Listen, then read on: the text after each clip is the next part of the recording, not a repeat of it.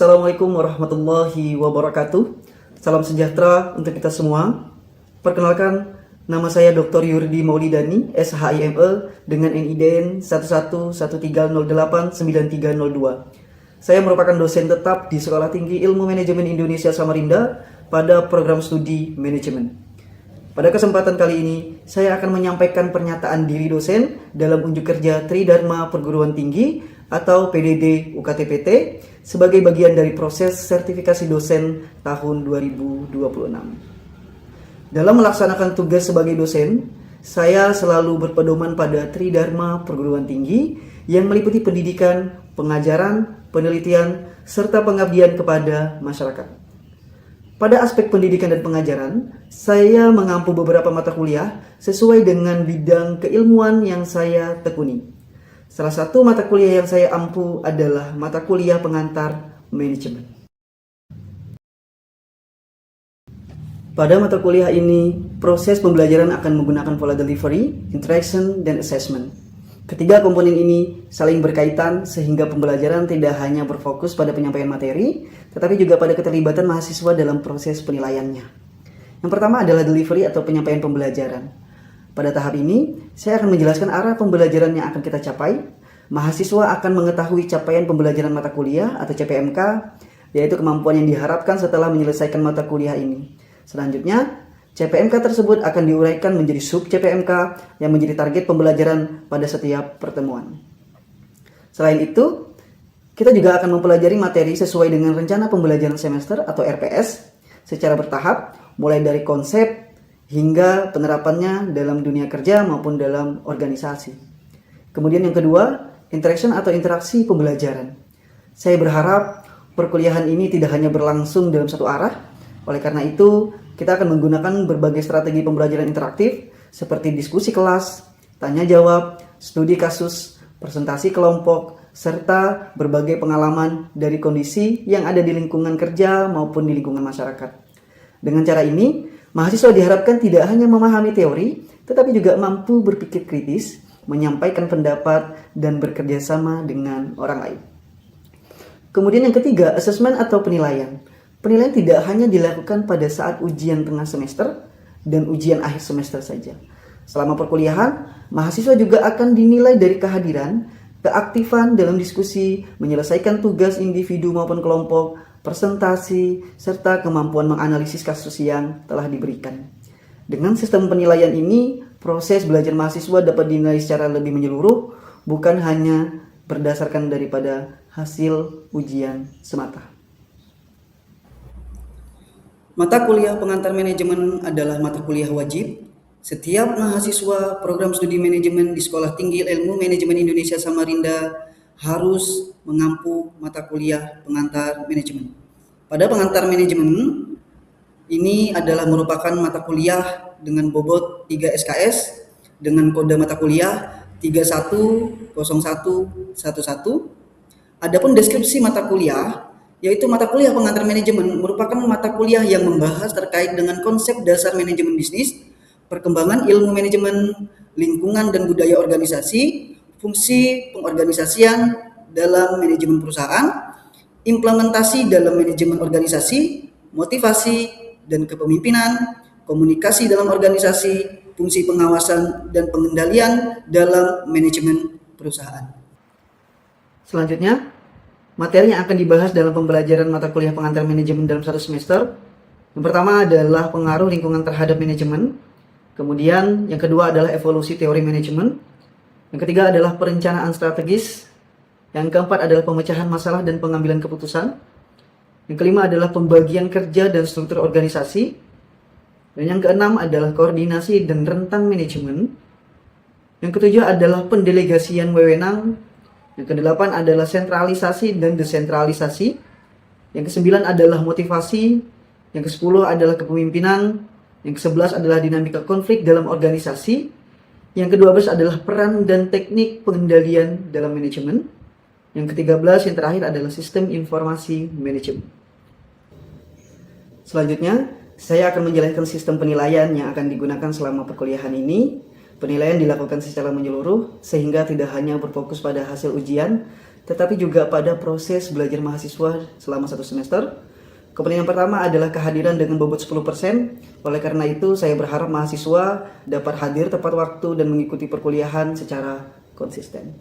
Kemudian yang kedua adalah kuis dan tugas sebesar 10% yang bertujuan untuk mengukur pemahaman mahasiswa terhadap materi yang telah dipelajari. Selanjutnya, ujian tengah semester dengan bobot 30%, ujian akhir semester dengan bobot 40%. Karena mengukur pemahaman mahasiswa terhadap keseluruhan materi yang telah dipelajari. Selanjutnya, terdapat penilaian sikap dan perilaku sebesar 5% yang meliputi etika, kedisiplinan, tanggung jawab, kerjasama, sikap dalam mengikuti perkuliahan. Kemudian, nilai akhir dikonversikan ke dalam nilai huruf. Nilai 80-100 memperoleh nilai A. Kemudian 70-79 memperoleh nilai B. 60-69 memperoleh nilai C. Kemudian 40-59 memperoleh nilai D. Dan di bawah 40 memperoleh nilai E. Oleh karena itu, saya berharap kepada mahasiswa tidak hanya fokus pada UTS dan UAS, tetapi juga aktif untuk mengikuti perkuliahan, mengerjakan setiap tugas yang dengan baik, serta menjaga sikap dan kedisiplinan selama perkuliahan. Dengan begitu, peluang memperoleh hasil yang maksimal akan semakin baik. Sebelum memulai perkuliahan, ada beberapa kesepakatan yang perlu dipahami dan dilaksanakan bersama selama 1 semester. Kontrak perkuliahan ini dibuat bukan untuk membatasi mahasiswa, tetapi untuk menciptakan proses pembelajaran yang tertib, yang nyaman, saling menghormati dan kondusif, sehingga tujuan pembelajaran dapat tercapai dengan baik. Saya berharap seluruh mahasiswa dapat berkomitmen untuk mematuhi kesepakatan yang telah disepakati. Yang pertama adalah mengenai pengaturan tempat duduk. Pada mata kuliah ini, tempat duduk mahasiswa laki-laki dan perempuan akan diatur secara terpisah. Pengaturan ini merupakan bagian dari tata tertib untuk menciptakan suasana belajar yang tertib dan kondusif. Sekaligus juga untuk mendukung program PPKPT, yaitu pencegahan penanganan kekerasan di lingkungan perguruan tinggi. Kemudian yang kedua adalah ketepatan waktu. Saya mengharapkan seluruh mahasiswa hadir tepat waktu untuk mengikuti jadwal yang telah ditetapkan. Ketepatan waktu merupakan salah satu bentuk disiplin dan tanggung jawab sebagai mahasiswa. Apabila terdapat kendala yang menyebabkan keterlambatan atau tidak mengikuti perkuliahan, mohon menyampaikan informasi kepada dosen yang bersangkutan secara baik dan disertai dengan alasan yang dapat dipertanggungjawabkan. Kemudian yang ketiga adalah menjaga etika dan sopan santun selama perkuliahan. Selanjutnya, saya akan menayangkan video pelaksanaan pembelajaran sebagai implementasi proses pengajaran yang saya laksanakan pada mata kuliah pengantar manajemen. Assalamualaikum warahmatullahi wabarakatuh. Rabbi shrah li sadri wa yassir li amri wa hlul 'uqdatam min lisani yafqahu qawli. Baik, teman-teman, sebelum kita mulai pembelajaran kita pada hari ini, marilah kita bersama-sama berdoa menurut agama dan kepercayaan teman-teman masing-masing agar pembelajaran kita pada hari ini berjalan dengan lancar dan memberikan manfaat tidak hanya buat diri kita pribadi, tapi juga buat masyarakat sekitar. Baik, berdoa dimulai, berdoa selesai.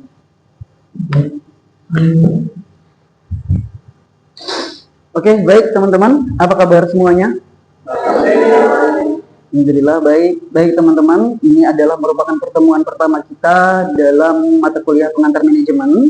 Jadi di pertemuan pertama ini tentu setiap pertemuan itu selalu ada pembahasan yang harus disampaikan.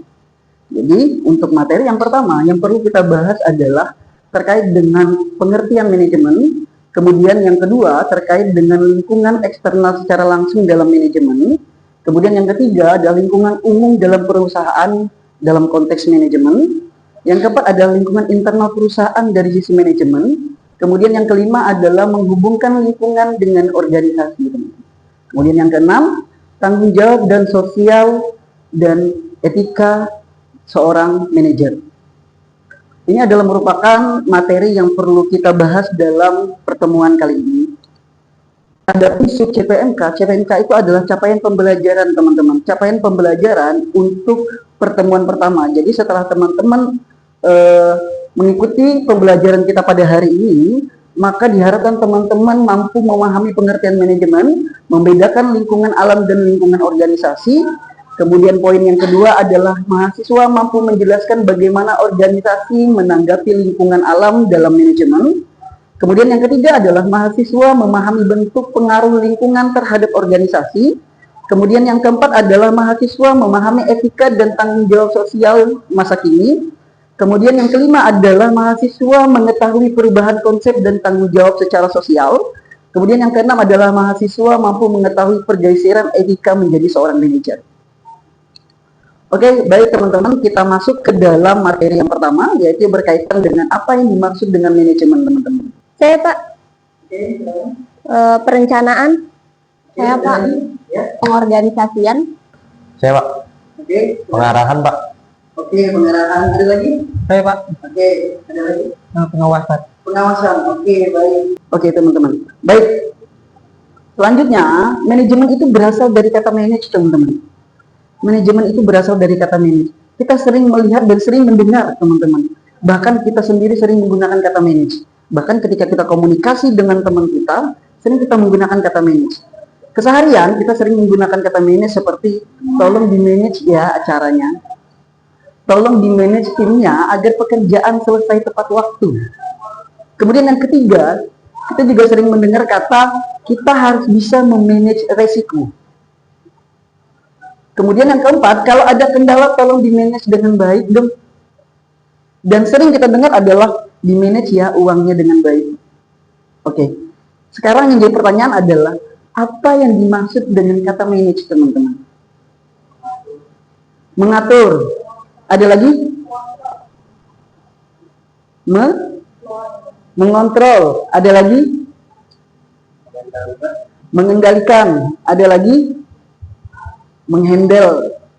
Ya, jadi manage itu adalah sebuah proses di mana kita itu bisa mengatur, teman-teman.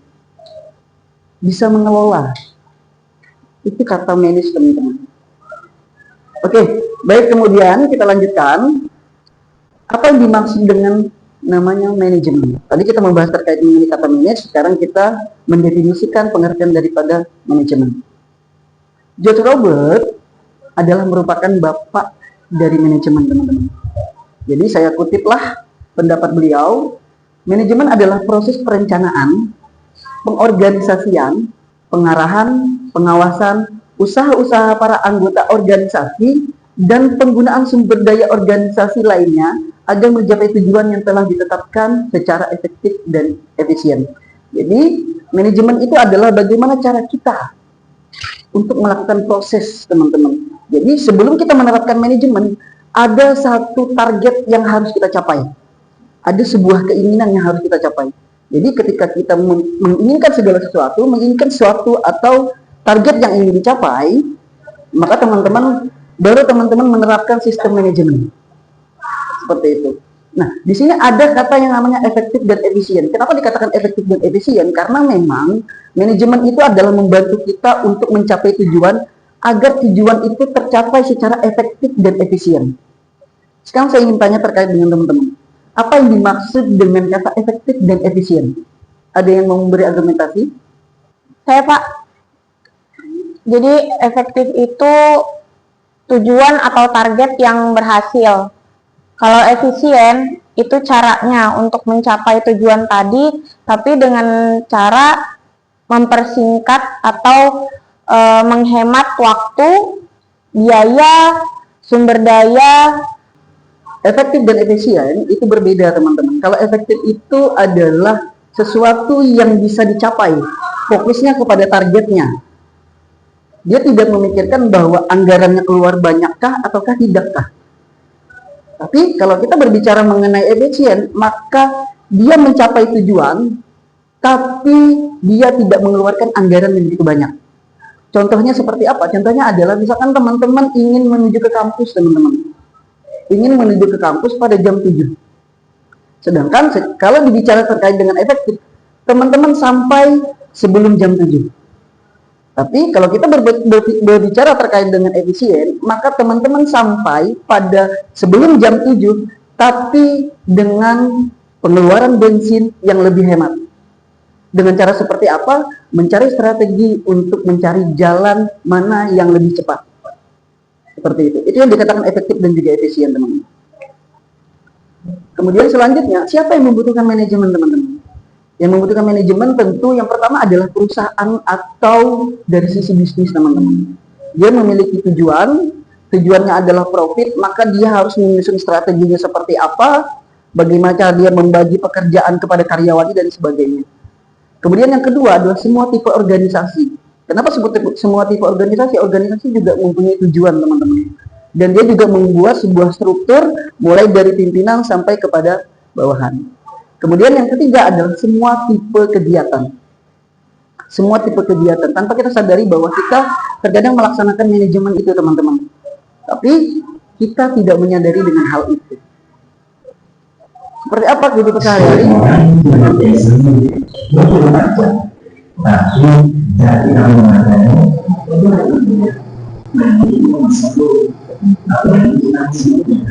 Satu laptop, dua laptop, satu hari, dua hari, 11 hari aja. Dan seperti waktu, kalau saya waktu bersejarah, tapi dia tetap tenang. Sampai akhirnya waktu berjalan sampai selesai.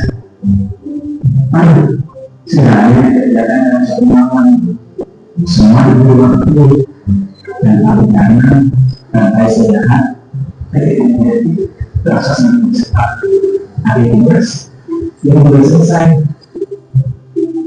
untuk kegiatan untuk orang tua ngantuk, stres, kelelahan, tidak sehat, dan hasilnya kalau bersama tidak bisa menjadi tidak maksimal, bukan karena tak mampu, tapi karena hasil bersiap, waktu kasih uang, tapi tidak bisa belajar. Mulai sekarang atur waktunya dengan segalanya. Oke, baik teman-teman, kalimat terakhir menyatakan bahwa atur waktumu, semuanya akan lebih baik. Oke, baik teman-teman, dari video ini adalah video keseharian kita yang terkadang tanpa kita sadari, teman-teman. Dan kita perlu yang namanya manajemen. Oke, ada yang bisa memberikan argumen terkait dengan video tersebut? Saya Pak, dari kesimpulan saya dari video tadi, jika seorang tidak bisa mengatur manajemen waktu, maka seorang itu tidak akan mencapai tujuan yang ingin dicapai, dan dia akan lupa bahwa manajemen waktu sangat penting. Terus dia kan tidak bisa mendadak di mana pada saat jam waktu tidur, pada saat waktu jam makan dan jam istirahat. Baik, betul sekali ya teman-teman. Jadi melihat dari sisi video tadi, kita melihat bahwa ada seorang pemuda yang mana dia tidak bisa memanage waktunya, teman-teman. Orang yang tidak bisa memanage waktunya, maka bisa dipastikan dia tidak memiliki tujuan, teman-teman. Dia tidak bisa memiliki tujuan. Itu yang pertama. Kemudian yang kedua adalah dia tidak bisa memilah mana waktu untuk istirahat, di mana waktu untuk bermain, di mana waktu untuk belajar. Kemudian yang ketiga, dia tidak bisa mengontrol dirinya, teman-teman. Dia tidak bisa mengendalikan dirinya. Jadi ada kalimat bahwa orang yang tidak bisa mengontrol dirinya, orang yang tidak bisa mengatur dirinya, maka dia tidak akan bisa mengatur sebuah organisasi atau sebuah perusahaan. Seperti itu. Oke, baik. Kita lanjutkan. Ini adalah fungsi manajemen. Jadi dari teori George tadi menyatakan bahwa fungsi manajemen itu masuk ke dalam sebuah pengertian, teman-teman. Maka ada 4 fungsi dalam manajemen yang disebut dengan namanya POAC, teman-teman. Yang pertama adalah planning, perencanaan. Apa itu perencanaan? Sebelum kita masuk ke perencanaan, biasanya itu ada target yang ingin dicapai dulu. Ada sebuah target yang ingin dicapai. Targetnya ini apa? Ketika dia tidak punya target, maka manajemen tidak penting, teman-teman. Tapi ketika dia memiliki target, maka manajemen sangat bermanfaat untuk dia gunakan. Yang pertama adalah perencanaan, teman-teman. Bagaimana caranya dia untuk menyusun sebuah strategi untuk mencapai target tersebut? Strateginya seperti apa? Sebelum dia bergerak, dia harus menyusun strategi dulu. Sebelum dia mulai harus menyusun strategi dulu. Itu yang pertama. Yang kedua adalah organizing. Organizing itu adalah membagi waktu, membagi pekerjaan, teman-teman. Misalkan dia seorang manajer, ketika menjadi seorang manajer, maka dia membagi tugas kepada karyawannya. Organizing yang baik adalah dia memberikan tugas kepada karyawannya dengan spesifikasi atau keahliannya di bidang apa. Misalkan ketika karyawan berada di keahliannya adalah di bidang akuntansi, maka posisikannya dia adalah di bidang keuangan. Seperti itu.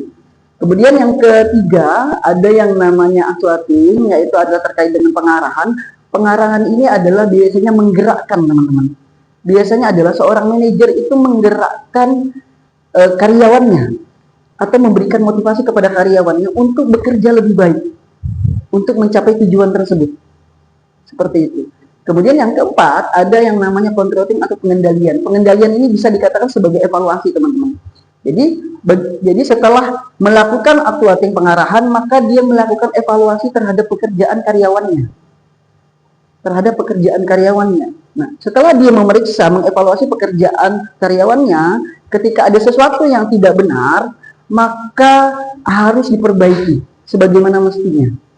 Seperti itu. Itu pentingnya daripada evaluasi. Artinya ketika setelah kita mengevaluasi, ketika pekerjaannya itu tidak sesuai, maka pada saat itulah kita melakukan perbaikan sebagaimana mestinya.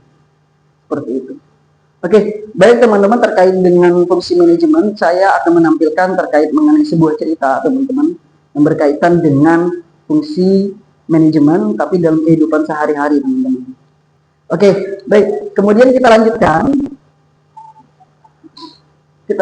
teman-teman. Ini terkait dengan penerapan manajemen. Jadi kalau kita berkaitan dengan kampus, teman-teman,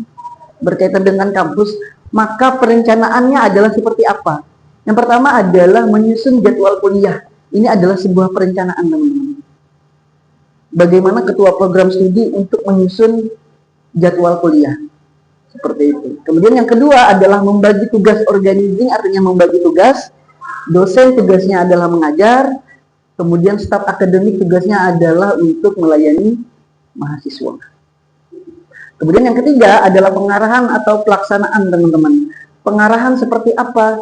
Yaitu dari pimpinan mengarahkan dosen seperti apa, karyawan seperti apa, pimpinan seperti apa, dan juga bisa dilihat mahasiswa seperti apa, pelaksanaan pembelajaran seperti apa. Nah, kemudian evaluasi dari sisi evaluasi mengajar, teman-teman, atau evaluasi teman-teman mendapatkan nilai. Maka nanti ketika dievaluasi bahwa teman-teman mendapatkan nilai, ada yang di atas standar, ada yang di bawah standar. Maka ketika dia di bawah standar, maka ada istilah yang namanya susulan atau remedial. Kan biasanya seperti itu ya. Selanjutnya adalah unsur pokok manajemen, teman-teman. Ini paling penting, teman-teman. Jadi, kenapa manajemen itu penting? Manajemen itu adalah bagaimana caranya untuk agar semua pokok ini bisa dimanfaatkan dengan baik. Bisa dimanfaatkan dengan baik. Apa yang kita punya? Yang pertama adalah unsur pokok manajemen adalah manusia, teman-teman. Jika tidak ada manusia, apakah manajemen itu ada? Jika mahasiswa, dosen, staf tidak ada di kampus, apakah kampus itu ada? Tentu tidak ada. Kemudian uang, teman-teman. Uang merupakan alat pendukung. Kenapa? Karena misalkan dari sisi kampus saja, teman-teman membayar uang SPP, UKT, kemudian dari sisi lembaga juga memberikan berupa gaji kepada karyawan dan juga kepada dosen. Artinya dengan seperti itu maka terjalan dengan baik untuk kegiatan dalam sebuah organisasi. Kemudian yang ketiga adalah material. Material ini apa, teman-teman? Bahan baku. Misalkan kalau dari sisi di kampus kita, misalkan kita membahas terkait mengenai kampus saja, teman-teman, karena di lingkungan kampus teman-teman lebih memahami. Material seperti apa? Material misalkan bahan baku yang digunakan di kampus apa? Yaitu adalah buku, teman-teman. Kemudian bahan ajar dosen. Itu, teman-teman, yang merupakan bahan baku, bisa berupa jurnal, kemudian bisa berupa majalah yang bisa kalian akses dan sebagainya. Itu. Kemudian yang keempat adalah yang namanya mesin. Mesin ini adalah alat pendukung, teman-teman. Misalkan untuk dalam pengajaran yang kita butuhkan mesin atau teknologi apa aja? Ada laptop, proyektor, kipas angin, dan lain sebagainya, teman-teman. Kemudian ada yang namanya metode. Metodenya itu adalah seperti misalkan dosen mengajarnya seperti apa? Metode yang diterapkan dosen seperti apa? Berinteraksikah? Ataukah seperti apa? Gitu. Kemudian yang keenam adalah market. Market itu dalam artian adalah ketika sebuah kampus meluluskan mahasiswanya, apakah mahasiswanya itu bermanfaat untuk kebutuhan masyarakat? Selanjutnya, oke, teman-teman, kita membahas terkait dengan manajemen. Sekarang kita membahas terkait mengenai manajer. Namun, sebelum itu, kita harus memahami apa yang dimaksud dengan manajemen dan apa yang dimaksud dengan namanya manajer. Oke, ada yang mau menyampaikan pendapat terkait mengenai apa itu manajemen dan apa itu manajer? Menurut saya perbedaan antara manajemen dan manajer itu manajemen adalah proses atau cara seorang mencapai tujuan dengan cara efisien dan efektif.